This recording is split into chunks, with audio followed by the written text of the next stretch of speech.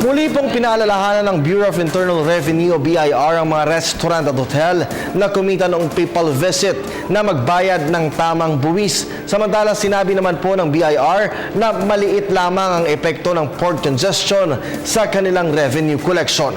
Ang ulat mula kay George Bandola.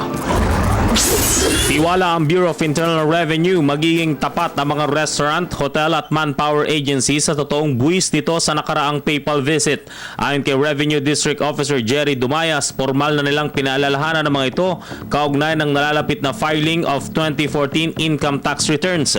Kinakailangang ideklara ang kanilang totoong kita at nang mabuwisan sa nakaraang pagbisita ng Santo Papa. Ayun ang inaasahan namin. Kanya during the papal visit, nag-contact kami ng TCVD sa lahat ng particularly doon sa restaurants.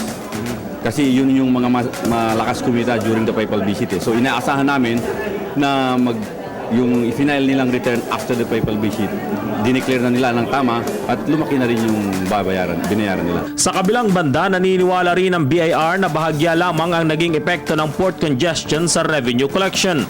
Mga retail at wholesale sa kabuuan ang tinayang naapektuhan ito dahil sa pagbagal ng galaw ng mga kalakal. Siguro doon sa sales ng mga retail industries, oo, naka-affect. May effect siya. Pero in general, hindi naman siguro kasi yung mga makaramihan doon sa mga inilalabas kasi na goods, hindi lang naman dito sa Manila pupunta, all over. So kung ano yung effect doon sa iba, ganoon din sa amin.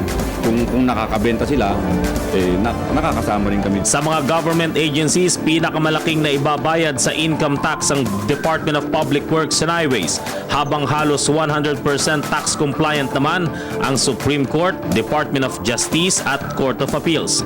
Muling nagpaalala ang BIR na bago mag-April 15 ang filing ng ITR for 2014 at magpapatupad na ng penalty kapag hindi nakatupad ang mga ito. Para sa Telebisyon ng Bayan, George Bandola.